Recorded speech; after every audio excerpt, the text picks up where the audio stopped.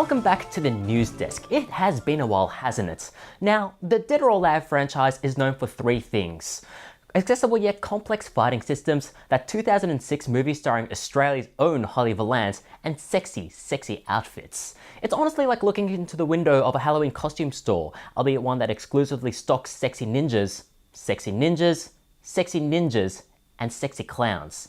It's caused quite a bit of an image problem. I for one believe that Dead or Alive is actually a sci-fi alien fighter featuring alien humanoids because human breasts don't behave like this.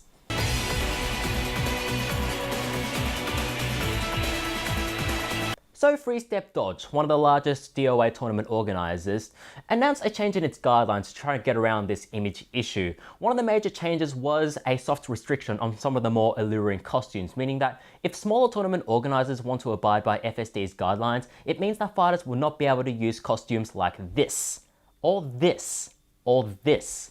As to why FSD announced the ban, it said that, "You're not even paying attention to me, are you? Oi, eyes over here." Free Step Dodge said that the move was designed to shift the focus away from the costumes and back onto the gameplay. It's very much a case of, we read Dead or Alive for the articles, thank you very much. Now naturally this soft ban, or if you will, soft core ban, caused quite the stir in the DOA community, with the usual cries of censorship that you see in all of these debates before you sensibly dismiss them, of course. Thankfully, no one was proclaiming that it was their God-given right to play competitive DOA with a fight stick, a sexy bikini lady, and a rock-hard boner. However, one Redditor caught my attention. They called this move censorship of artistic freedom.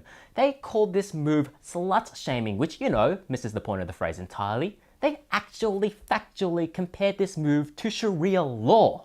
Even people who bring up Hitler in every single argument will tell this person to go easy on the false equivalences. Now, I would say that the benefits outweigh the costs, but there just aren't any costs here. I've gone through forums full of arguments, and aside from the fear of missing out, I haven't seen a compelling reason why the costumes must stay. They ultimately just act as a sort of imposing, intimidating barrier to entry, which means that people will shy away from what is otherwise a solid fighting game.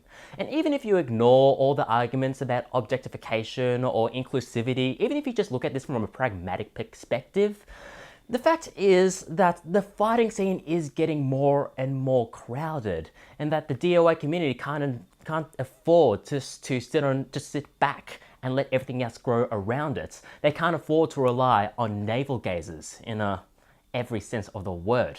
Besides, the move is entirely optional. Tournaments can still have a free restriction on costumes, allowing fighters to use whatever costumes they want. And yes, the blacklist does seem arbitrary, and it does mean that certain costumes are still allowed, like this and this. But even in its current form, this move still eyes on the prize. This move still represents a step in the right direction. By removing this major distraction from Dead or Alive, it just allows more people to get into the game, which allows the community and the game itself to grow stronger. Many of us on New Game Plus agree. There are, of course, some exceptions. His little chest and abs, or the one with the fishnets. I just can't decide. I'm like a kid in a candy store. Just pick a costume already. I'm still deciding, alright?